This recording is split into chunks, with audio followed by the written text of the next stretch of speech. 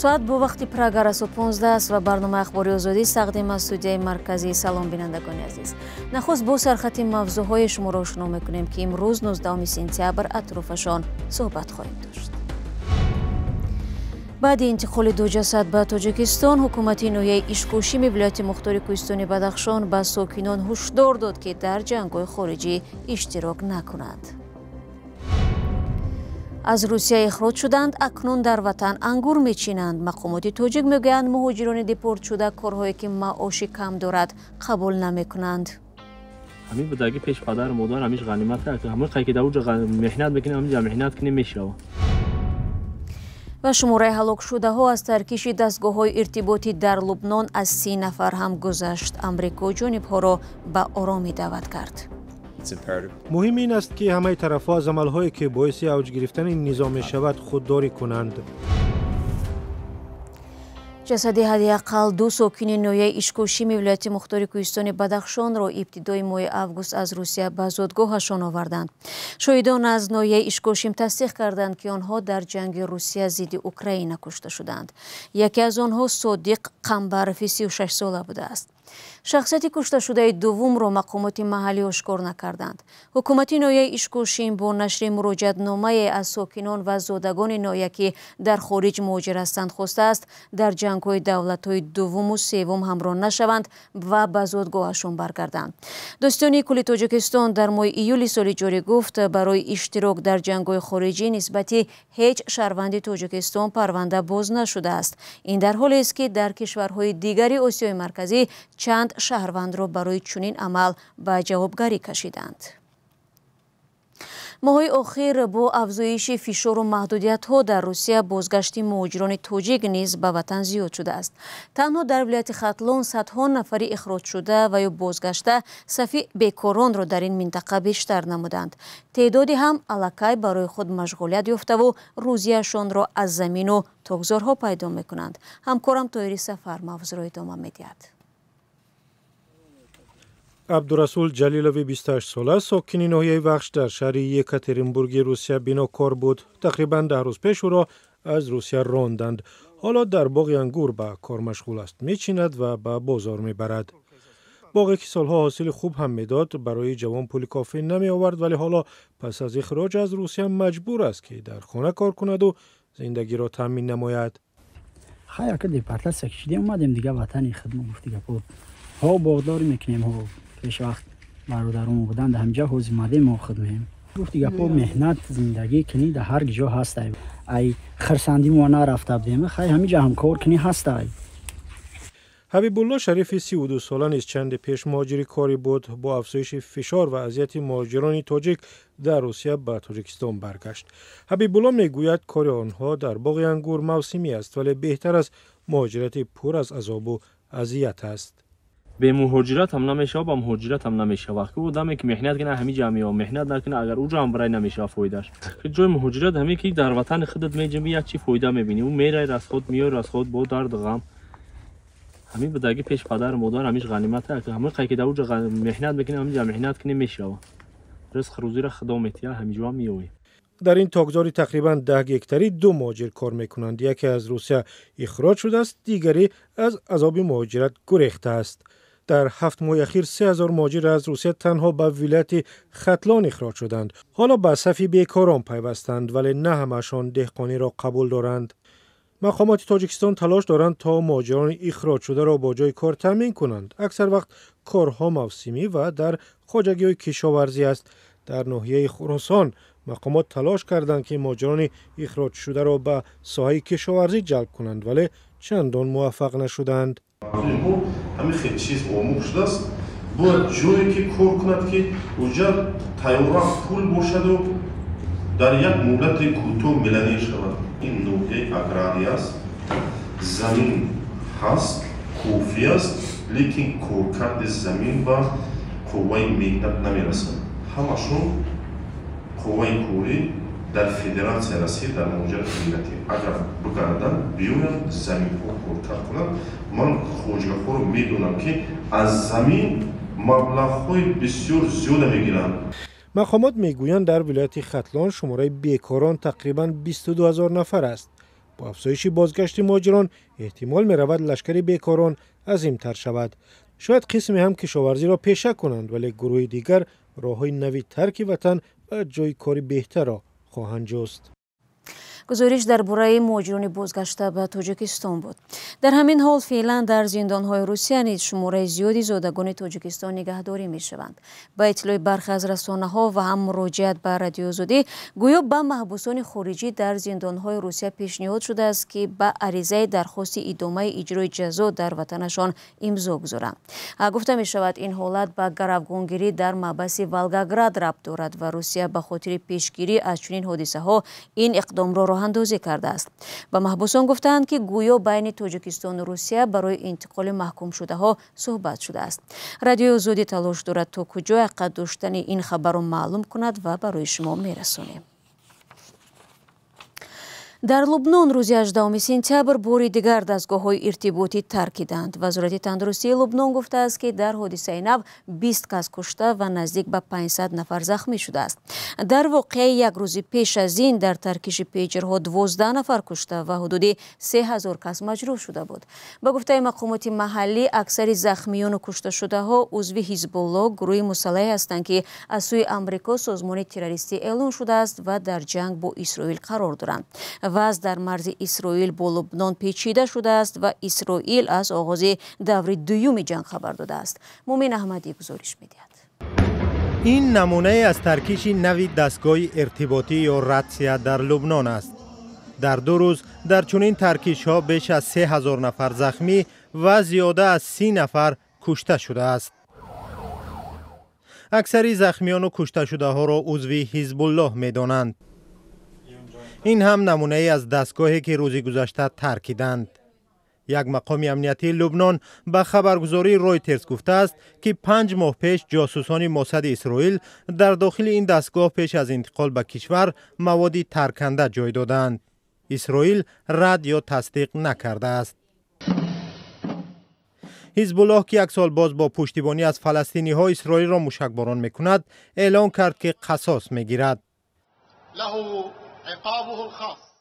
با این تجاوز حتما پاسخ میدهیم. جزای سزاوار. روز جزا با خواست خدا فرا خواهد رسید. ما زیاد گپ نمیزنیم. رهبر ما این را مشخص خواهد کرد.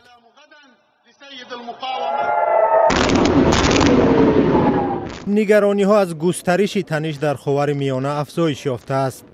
کشورهای منطقه از آن نگرانند که اسرائیل با حزب الله وارد جنگ زمینی می شوند. سازمان ملل متحد نیز نگرانی کرده است که این حادثه می تواند وضع را بدتر کند. انتونی بلینکن وزیر امور خارجه ایالات متحده آمریکا که برای گفتگوی آتشبس در غزه به مصر رفته است، طرفها را به آرامی دعوت کرد. مهم این است که همه طرفها از عملهایی که باعث اوج گرفتن این نظام می شود خودداری کنند. حادثه ترکیش دستگاه‌های ارتباط بیسیم بی سابقه است. منبع‌های رایترز گفتند که جنگجویان حزب الله سراسیمه‌وار از استفاده این دستگاه‌ها دست می‌کشند. ضمناً نوارهای نشر شدند که یوآف گالند وزیر دفاع اسرائیل به ارتش دستور می‌دهد که به مرز با لبنان بروند و اعلان کرده است که وارد مرحله نوی جنگ خواهند شد.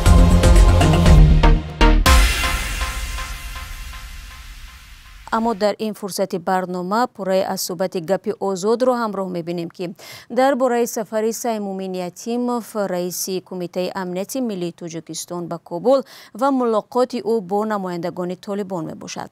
هدف از این سفر چی بود؟ چه عاقبت‌های در سیاست‌های تاجیکستان در برابر این گروه تندرو خواهد داشت؟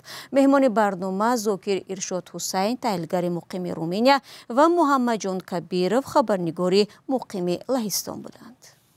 افرادگرایان زاده آسیای مرکزی در افغانستان از جمله تاجیکستان که طالبان را به حمایت از آنها متهم می‌کنند، آیا این امکان وجود دارد که بعد برای انداختن همکاری‌ها طالبان لجام این گروه ها را به مثل انصارالله که بعضا تحریک طالبانی تاجیکستان هم می‌نامند کشیده و یا به حکومت تاجیکستان تسلیم کنند؟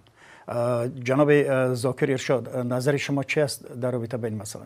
ببین، ممکنه برخی از توقعات یا اهداف امنیتی که دولت تاجیکستان هم را تعقیب میکنه یا یکی از اهدافی که از قبل برقراری رابطه با طالب ممکنه دولت تاجیکستان تعقیب بکنه، اینمی مسئله و همین مورد است. چون که مثلا پاکستان هم همین معضل نداره، برخی از همسایه‌های افغانستان هم گرفتار همین معضل هست. از یک سو طالب، پیروزی طالب یا موفقیت طالب مبنی بر کنترل افغانستان سایر گروه‌های افراطی و رادیکال را در کشورهای همسایه تشویق میکنه و گویا یک نسخه موفق طالب که دیگران تشویق شود برای که همین مسیر طالب را که در افغانستان طی کرده اونا در کشورهای خاص خودشان تعقیب بکنه. خب مسئله امنیتی و حضور نیروهای جنگجویان خارجی در صفوف طالبان یک امر نو نیست، از کشورهای مختلف هستند، اما بیشترین نیرو به نظر میرسد از تحریک طالبان پاکستان باشند و انصارالله تاجیکستان. در این مسئله یعنی چقدر دکتر گفتن کنترل، یعنی توقعی که از طالب بیاید این نیروهایی که سالها برای قدرتگیری طالب جنگیدن اونها را از بین ببرد یا مثلا حداقل یا تحویل بدهد به کشور تاجیکستان، یک امر ساده هست و چنین توقعی خودش یک توقع بیجا هست با توجه به شناخت طالب، چون اونها حتی در خودشان مقروض و مدیون و قرضدار این گروه ها میدونند و از نظر عقیدتی برای اونها یک فروپاشی خواهد بود که اینها طالب وقتی این کار انجام بدهد میگه خب اینها که هم پیمان خودشان تحویل دادن خیانت کردن، پس چگونه میتونن به دیگران خیانت نکنن.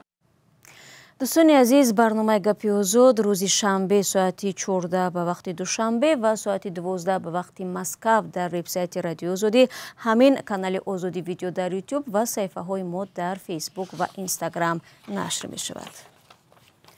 من برنامه اخباری آزادی رو ادامه میدیم. یک خانواده در ولایت ختلان میگوید گزارشی رادیو آزادی برای بازداشت فردی که آنها را فریب داده بود مساعدت کرده است. حرف سر دو جوان نابینا می رود که چند سال این جانب مردی را میجستند که ماشین را از آنها خریده ولی پولشان را نداد. مقامات حفظی حقوق او را در شمال تاجیکستان دستگیر کردند. جزئیات در گزارشی محمود جان رحمتزاده. پلیس شهر خوجند امید کمالوف ساکن 39 ساله ناحیه واسه را بعد از 3 سال جستجو بازداشت کرد. قضیه از آن آغاز یافت که 3 سال پیش امید کمالوف ماشین برادران نابینای خانواده کنجیف ها را خریده ولی 56,000 سومانی آن را نپرداخت. پس از شکایت این خانواده کمالوف تحت پیگرد قرار گرفت. رادیوی آزادی 2 مرتبه درباره فریب خوردن ساکنان نابینای ناحیه همدانی گزارش داده بود. بازداشت امید کمالوف را ریاست وزارت کارهای داخلی ولایت سوخت در یک گزارش ویدیویی تصدیق کرد. خانواده کنجایف‌ها از بازداشت امید کمالوف خبر یافتند. میر کنجایف پدر خورشید و ولیجان گفت که شبانه او را از خوجند به همدانی انتقال داده‌اند. او گفت که هنگام انتقال امید تحت نظارت کارمندان پلیس قرار داشت. با گفته کنجایف از امروز سرکرده پرسش و تفتیش آغاز می‌گردد. در امروز صبح محکمش کردن، خبر کردن که در فلان جای رفتن ورداشتن آورده میشن. بعد خلاصه که دین شب ساعت 8 شب آورده محکمش کردن. خانواده کنجایف‌ها در این 3 سال به تمامی ساختارها نامه نوشته‌اند تا که کمالوف را پیدا و مبلغشان را برگردانند. آنها گفتند که گزارش رادیوی آزادی در بازداشت کمالوف کمک کرده است. حالا این خانواده میگوید کمی خوشحالند، اما تا زمانی که پول و حق به حقدار نرسد آنها از دعوایشان دست نخواهند کشید. با گفته آنها 3 سال اخیر در پی جستجوی امید کمالوف و مراجعت به مقامات گذشت. و روز سه‌شنبه افسران پلیس منطقه سموت پراکن تایلند شاهد صحنه دهشتناک زنی 64 ساله در آغوش مار شدند. عملیات نجاتی زن 2 ساعت دوام کرد. زن میگوید هنگام شستن طبق پیاله مار او را از پایش گزیده سپس به اصطلاح سیمخور پیچ کرده است. پیتون که از بزرگترین مارهای روی عالم به شمار می رود سایدش را پیچانیده کاملا فلج می کند. به قول خبرنگار ریترز همسایه ها صدای آه و ناله زن را شنیده پلیس را دعوت کردند. افسران میگویند وقتی آنها به خانه زن وارد میشوند تن زن از فشار مار کبود شده بود ولی او هنوز هم با صدای بلند کمک میخواست.